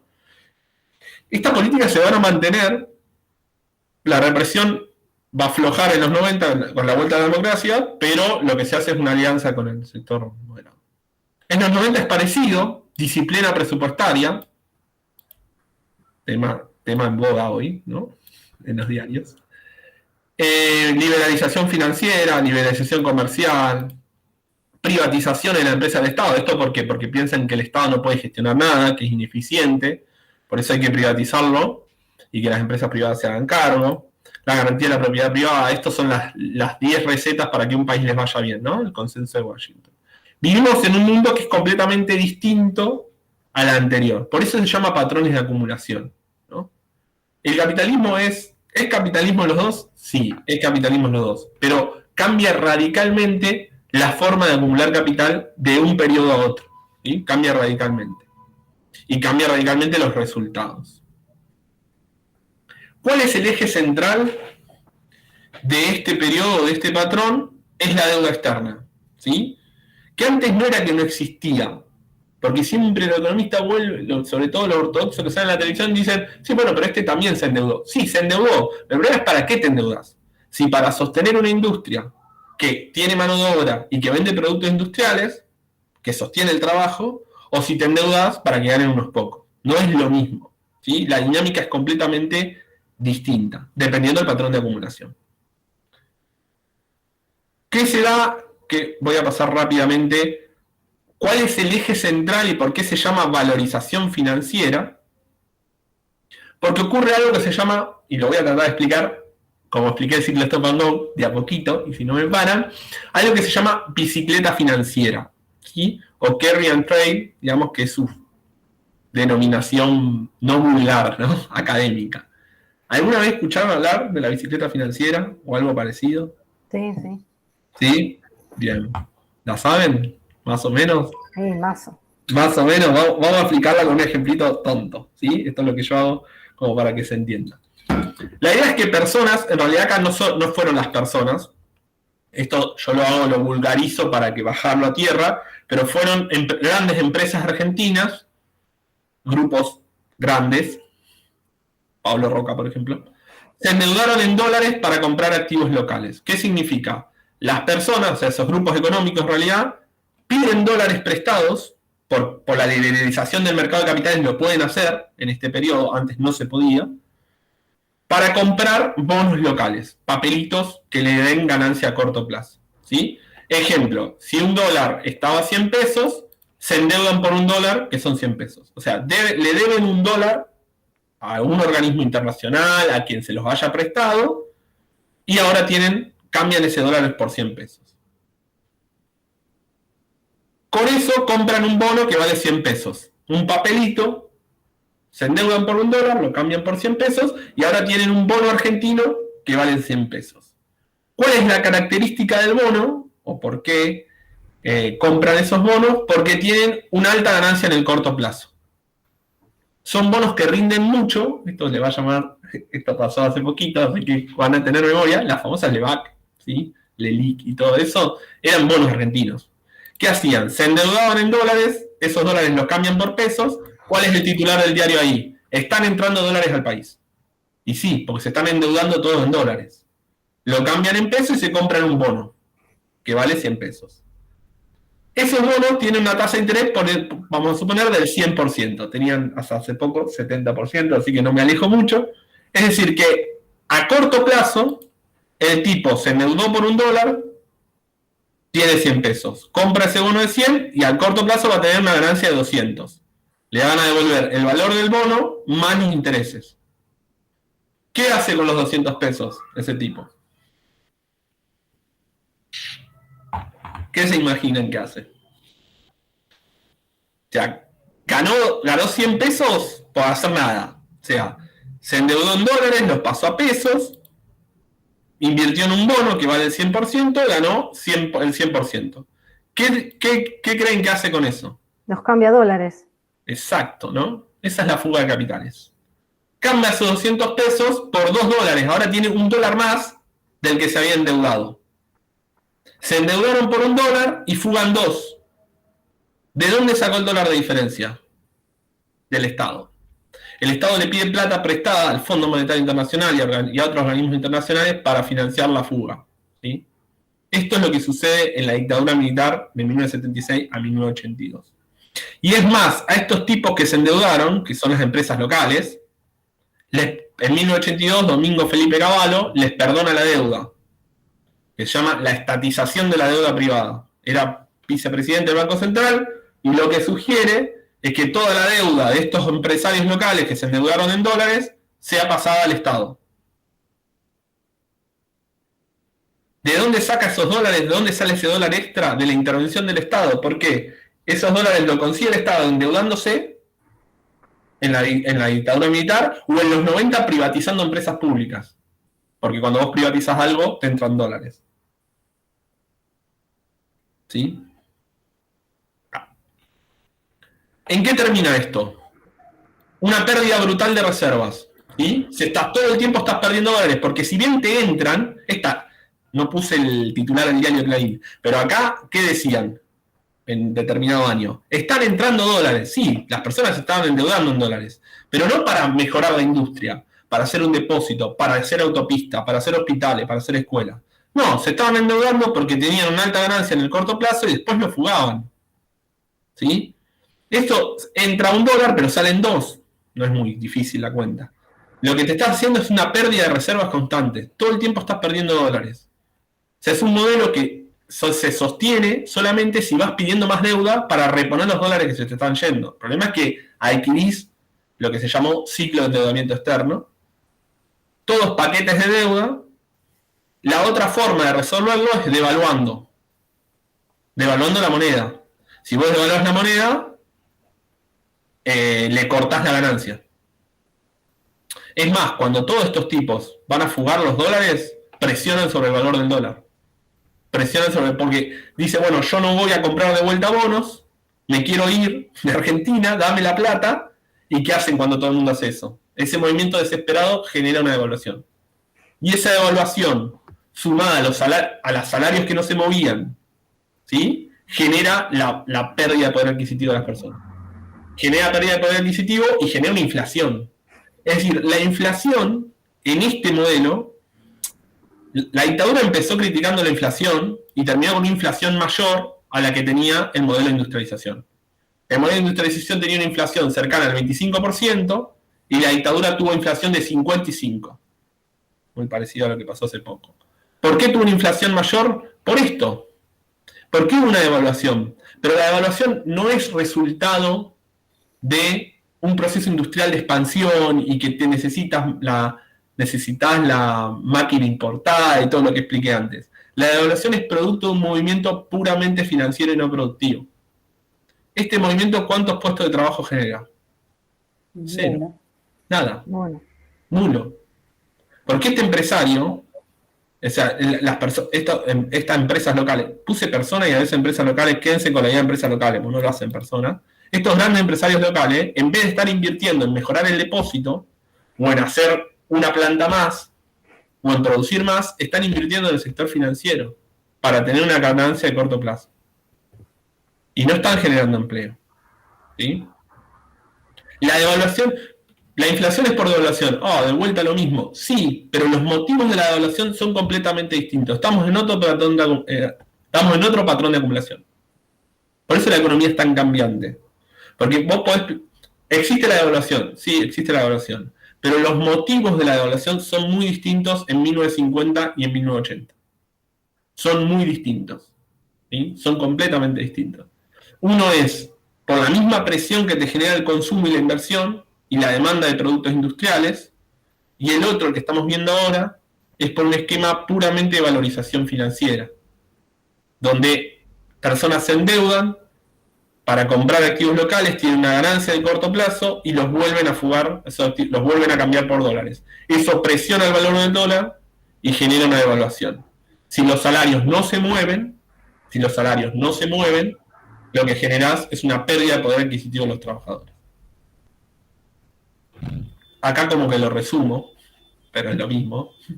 Se contrae deuda por parte de activos locales y el Estado, se cambian esos dólares por pesos, empresas compran activos locales, se aprovecha un excedente positivo por las altas tasas de interés, se cambia esa ganancia por dólares. Fuga de capitales, crisis de balanza de pago, devaluación.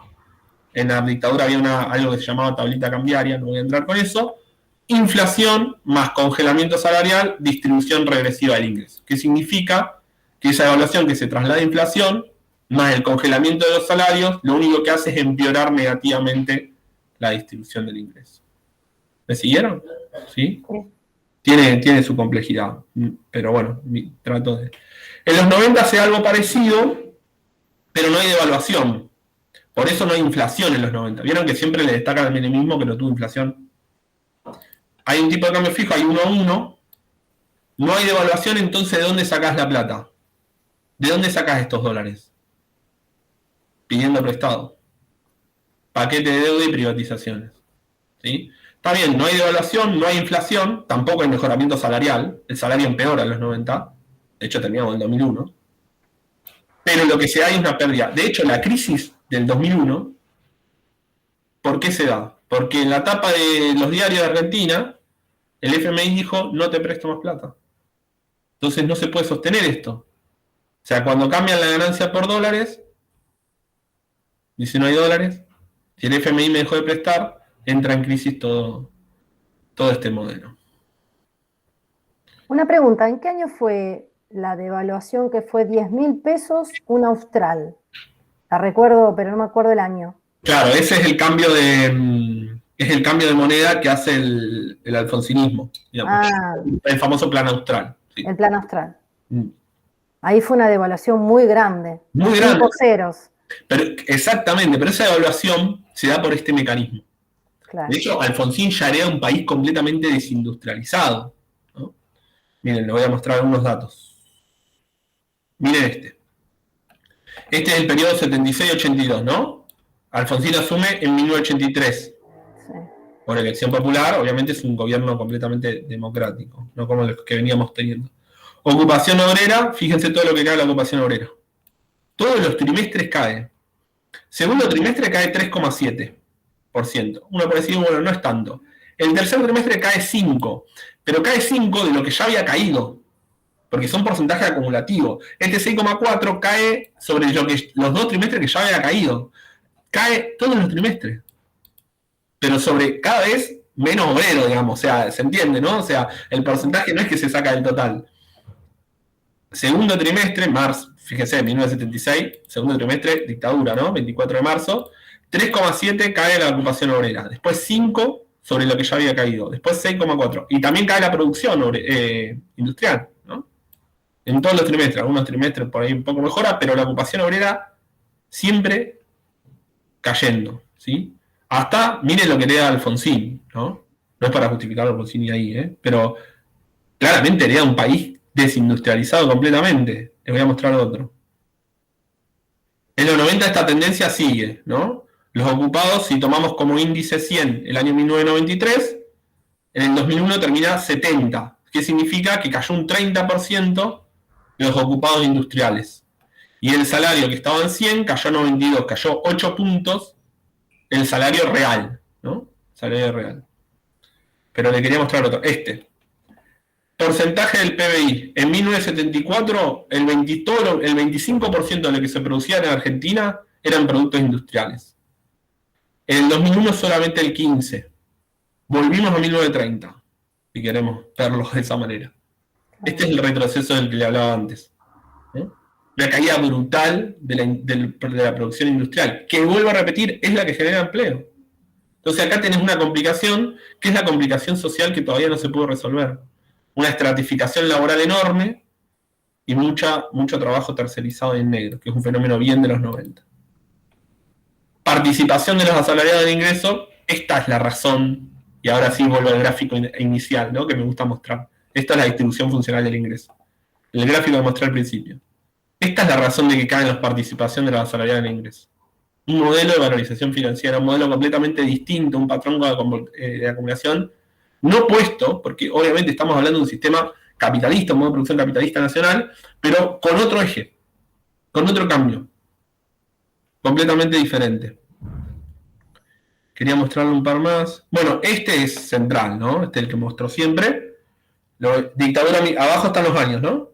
Dictadura militar, radicalismo, peronismo en su clase menemista, ¿no? Alianza 2001, ¿no? 76-2001, el periodo que estamos estudiando. Fíjense, está el índice 100, ¿no? El PBI no crece mucho, crece igual, ¿eh? Fíjense que crece el PBI 40% de punta a punta. 40% de punta a punta. Bueno, uno puede decir que bien, hay que ver quién se queda con eso. Fíjense la deuda, lo que está en rojo. Exponencial. ¿Esto qué significa? Que el PBI crece a un ritmo mucho menor que la deuda. La deuda no está financiando el PBI, ¿sí? ¿Qué está financiando? La fuga de capitales, que es lo que va, la línea que va abajo. Y fíjense, no me interesa tanto los montos, que están en miles de millones de dólares, ¿no? Que tienen el mismo movimiento. ¿Eso qué significa? Que en realidad la deuda está financiando la fuga. Eso significa. Por eso las curvas tienen la misma forma. Y también lo que crece son los intereses de esa deuda, porque no solamente tenés que devolver lo prestado, sino también sus intereses.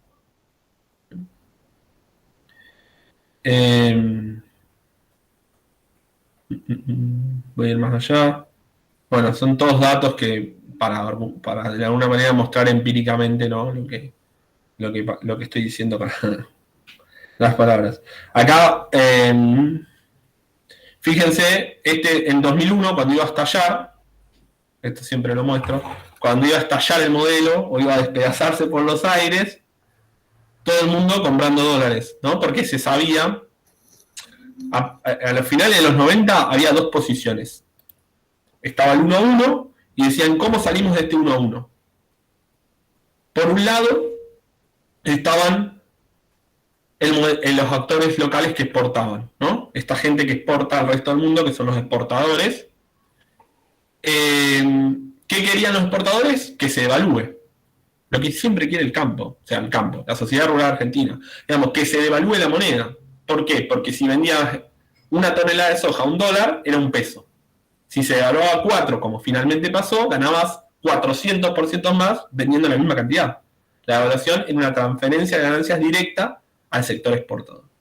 Y por otro lado tenían los actores extranjeros que eran dueños de la empresa de servicios. Litoral Gas es francesa, o sea, todas las empresas que nosotros de servicios, agua, gas y energía justo Santa Fe no, porque la EPE es pública, pero la mayoría de empresas de provincias tienen privatizada la energía. Eso sí que esos actores extranjeros que habían sido privatizados querían la dolarización. Que Argentina deje de emitir pesos y pase a ser un país que se maneja a través de dólares. Esto sí. Los teléfonos también estaban privatizados, ¿no? ¿Cómo se llamaba? No me acuerdo. Pasó de Entel, era pública, se dividió el país en dos. Telefónica y Telecom. Exactamente. De Buenos Aires para abajo era Telefónica, de Buenos Aires para arriba era Telecom. Española, ¿no? Las dos españolas, sí, de capitales españoles. Repsol, que se quedó con YPF, también española. Digamos, todos esos actores querían dolarizar el país. ¿Por qué? Porque cobraban tarifas en pesos. Y no les gustaba, digamos. Entonces querían empezar a cobrar tarifas de dólares. ¿Quién ganó esa puja? ¿Quién ganó esa puja de intereses? La terminaron ganando los actores locales. Se devaluó en el 2002, en el gobierno de Duhalde. El peso del 1-1 se fue a 1-3, 3,50. ¿Sí? Entonces, como se devaluaba la moneda, quienes se avivaron y compraron todos dólares a 1-1, los grandes grupos económicos argentinos. ¿Sí? Acá hay algunos: Bungiborn, un famoso industrialista, Clarín, Dreyfus, ¿sí? Una exportadora de aceite, Telecom, Repsol, Telefónica Argentina, Pérez Compán, etc. ¿No? Bueno, acá les dejo. Esto que hicieron, compraron dólares, porque sabían que se iba a devaluar la moneda, compraron rápido dólares, y eso aceleró el proceso de descomposición de la crisis, ¿no? Aceleró la devaluación. Bueno, quería mostrarles algo más. Este como un resumen. La devaluación no fue en el 2001. 2002 no, está bien. 2002. De diciembre, y después en el 2002 fue que Duhalde dijo el que depositó dólares y recibía dólares. Es la famosa frase. En realidad, en el 2001 lo que se da, en el 2001 se quiebra este proceso, ¿no? Todo el mundo haciendo valorización financiera. ¿Cómo se financiaba esa fuga de capitales? Con deuda pedida y privatizaciones, ¿sí? Para esto es necesario pedir reservas prestadas. Esas reservas prestadas cuando el Fondo Monetario Internacional le dice a Cavallo: no te presto más guita. Entonces, ¿qué hace Cavallo? Mete un corralón, después un corralito, un desastre total, conceptualmente, y aparte un desastre él. Bueno, 5 presidentes en una semana. Duhalde después decide la devaluación como salida y hace caso a estos muchachos que querían que devalúen. Tampoco tenía demasiadas opciones, ¿no? Igual no lo voy a justificar a Duhalde, que no es de mi paladar. Acá hay como un resumen de la época de este patrón de acumulación. Hay varios autores que dicen que el disciplinamiento, la política económica sirve como para disciplinar. Se disciplinó a los trabajadores en esta época. En la dictadura, con una inflación alta y salarios fijos, pérdida de poder adquisitivo. En la década de los 90, mediante el grande aumento del desempleo y la precarización laboral.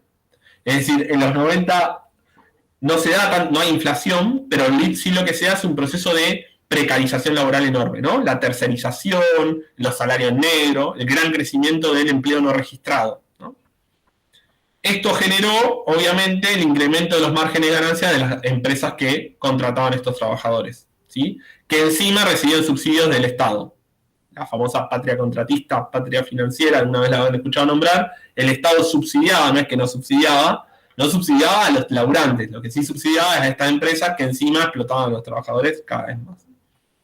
Y hay otro disciplinamiento que a mí me resulta muy interesante, porque no es que esta idea medio boba que siempre critico de que el Estado disciplina a una sola clase, no, también disciplinó a los empresarios, a los emprendedores, a los pequeños y medianos empresarios, ¿no? Sobre todo industriales. Primero porque favoreció sobre todo al sector agroexportador con un tipo de cambio bajo, y metió a estos empresarios a competir con el resto del mundo cuando no estaban preparados, lo que significó la quiebra. Y después tasas de intereses muy elevadas, que eso lo que no permite es pedir préstamos y poder seguir mejorando la producción. Lo que generó una reestructuración regresiva del entramado industrial. ¿Qué significa eso? Que la industria quedó solamente para los grandes jugadores que se le bancaron estas crisis, y sobre todo para los agroexportadores que se quedaron con la mayor producción del producto, ¿no? O sea, el disciplinamiento como política económica va hacia los dos lados, hacia pequeños y medianos empresarios y hacia trabajadores. De alguna manera, la clase dominante durante esta época es principalmente la sociedad rural argentina, los grandes industriales asociados a la sociedad rural argentina que se bancan este disciplinamiento, y tercer pata, y ineludible, los actores internacionales del capital financiero, ¿no? Que regresaron con todo en el 2016. Bien, bueno, he llegado, increíble. Bueno, nos interesa dar esto porque es una clase de economía política pura, como habrán visto, porque la idea básica es, nosotros vamos a estudiar más los conflictos ambientales en la época actual, pero no se puede entender al kirchnerismo, que es lo que viene después, ni al gobierno de Cambiemos, ni a la Alianza Cambiemos, ¿no? La coalición cívica, la UCR y el partido, el PRO. No se puede entender a estos dos, a los gobiernos, sin entender la dinámica económica argentina. Porque muchas de estas cuestiones que vimos hoy, y ahí tenía mucha razón Griselda, se vuelven a repetir en el siglo XXI, con muchos cambios. El capitalismo cambió mucho, Internet lo va a cambiar todo, pero la idea básica es que muchos de esos problemas resurgen y aún no los resolvemos, y los vamos a ver la próxima clase. Sí. Bueno, ¿alguna duda, consulta? Vuelvo al principio. Apreciación. Catarsis. ¿Cómo se sale de esto? ¿Cuál es la receta mágica? Yo diagnóstico, no resulta. No. Bueno, hay un montón, para no quedarse en esto, digamos, hay un montón de autores que diagnostican el ciclo Stop and Go y tenían salidas. Por ejemplo, exportar productos industriales, ¿no? O garantizar unas exportaciones agropecuarias, pero que de alguna manera derramen sobre la producción industrial. Hay un montón de literatura al respecto. Hay un montón de actores, incluso que después formaron parte de los ministerios de Economía de aquellas épocas, que establecían soluciones para estos problemas. Y de la valorización financiera se sale con una reforma financiera, principalmente. Todavía en 2021 tenemos la misma reforma financiera de 1977, no la cambiamos, ¿sí? Y por lo tanto la fuga de capitales es moneda corriente en la economía argentina. Tanto así que instaló el dólar como una moneda que el argentino tiene de referencia, ¿sí? Eso sí es algo especial de nuestro país. Los otros países no miran al dólar todo el tiempo y nosotros sí. ¿Y eso por qué es así? Por la valorización financiera. Pregúntense a sus abuelos si en 1950 compraban dólares. Le van a decir que no. ¿Pero por qué? Porque si no parece como algo natural de que el argentino compra dólares, y no es algo natural, es producto de la valorización financiera, es producto de ese patrón, que fue dolarizando todo, hasta las viviendas, ¿no? Y es producto de la fuga de capitales. O sea, todos esos fenómenos que se dieron en nuestro país, que tienen sus particularidades, explican mucho de la economía actual. Por eso es tan útil revisarlos. Digamos, la dolarización no es una maldición que le tocó a Argentina, es algo construido, por lo tanto hay que volverlo hacia atrás. No sé cómo se sale igual. hay muchas cosas que todavía estructuralmente las tenemos, ¿no? De los 90 la precarización laboral no la pudimos resolver. El 50-45% de trabajadores en negro es una segmentación del mercado laboral altísima. Las altas tasas de desempleo, más del 10% todo el tiempo, tampoco las pudimos totalmente resolver. En el 2000 se bajaron bastante, pero no las resolvimos. La cuestión de la reforma financiera no lo resolvimos, y otras cuestiones que tienen que ver con el sistema tributario tampoco, ¿no? Son cuestiones pendientes. Sí, en los 2000 se discutieron muchas de esas cuestiones, lo vamos a ver en la clase que viene. Se discutieron, el kirchnerismo, si hay algo que hace, es discutir la base de la valorización financiera. Digamos, los discute y la trata de cambiar, no la logra, no lo termina de lograr, ahí cae en cada uno la apreciación si no quiso lograrlo, si no pudo o no supo hacerlo. Digamos. Entonces, ahí está la valoración política de cada uno, pero sí la enfrenta. Nadie puede decir que no enfrenta el modelo de valorización financiera. Sí que se quedó corto, eso sí se puede decir. Y después viene Cambiemos, que Cambiemos es una revisión de la valorización financiera con algunos cambios.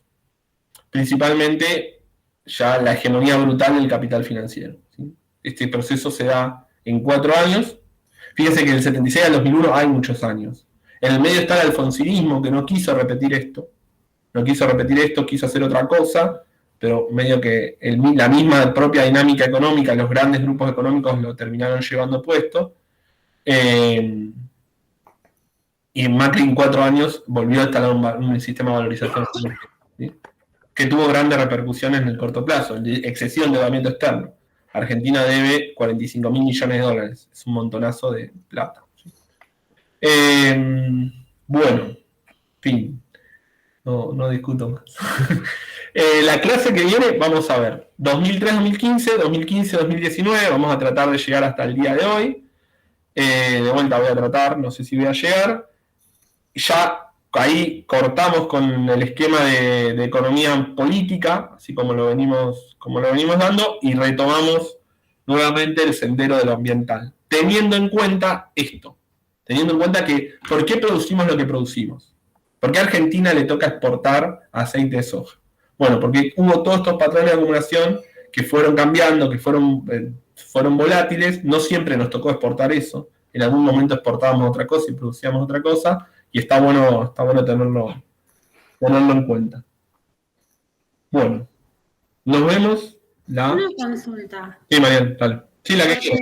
La bibliografía es un montón de este tema, como que ¿dónde nos recomendás enfocarnos? O sea, está bien que esto es como bastante también conocido, como dijo la compañera, pero por ahí para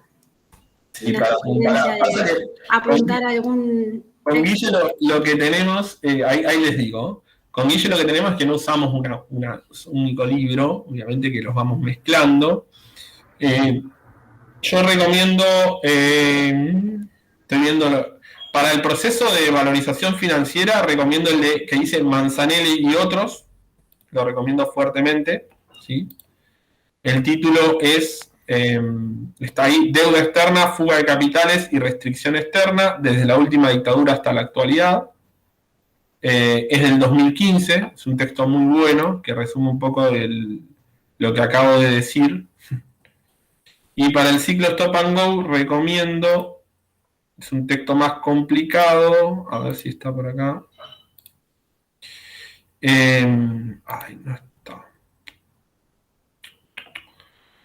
Bueno, el de Diamant de 1972 explica el ciclo Stop and Go, ¿no? Se llama La estructura desequilibrada, la estructura productiva desequilibrada argentina y el tipo de cambio, es lo que yo expliqué como ciclo Stop and Go. Diamant y Manzanelli y otros sirven para... Diamant para ciclo Stop and Go, Manzanelli y otros para valorización financiera.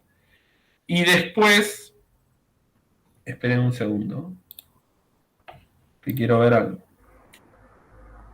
Si quieren repasar toda la historia que dimos, el libro de Basualdo, Estudios de Historia Económica Argentina, sirve mucho, pero bueno, eso ya es más abundante. Y para el concepto de patrón de acumulación, el que sirve es el libro de Basualdo de 2019, que se llama Estudios de Economía Política. No, esperen. Lo tengo acá. No. Bueno, no lo tengo acá. Lo tengo acá en la biblioteca. Fundamento de Economía Política, ¿sí? Capítulo 2, ese lo tiene. No está colgado porque obviamente es del 2019. Lo que está colgado para el concepto de patrones es uno Basualdo 2007, ¿sí? Que más o menos lo resume. O sea, concepto de patrones de acumulación tienen a Basualdo. 2007 ahí, si no se compran el libro. Y ahí lo súper recomiendo. Para ciclo Stop and Go y más modelo industrial, pueden leerlo a Diamant. Y para el de deuda, el de valorización financiera, recomiendo el de Manzanelli. Y si quieren repasar todo el periodo, el que dice Basualdo 2006 viene bien. ¿Sí? Bueno, gracias. De nada, es un montonazo, obviamente, un poco todo el periodo, porque si no. Y además usamos datos de otras cosas también. Pero la idea básica es como hacer como un breve pantallazo, ¿sí? Más exhaustivo. Bueno, espero que haya servido, que hayan repasado, le haya refrescado la memoria. La semana que viene seguimos con el sendero hasta el 2019 y nos metemos más en la actualidad, que es más linda. No bueno. En términos coyunturales, pero es más reciente. Estuvo bueno esta. Bueno, gracias. Sí. Bueno, prepárense el contexto que me lo van a decir ustedes para el 2003-2019. Nos vemos el miércoles que viene. ¿Sí? Dale. La misma hora, el mismo canal. Nos vemos. Chao. Gracias. Chao.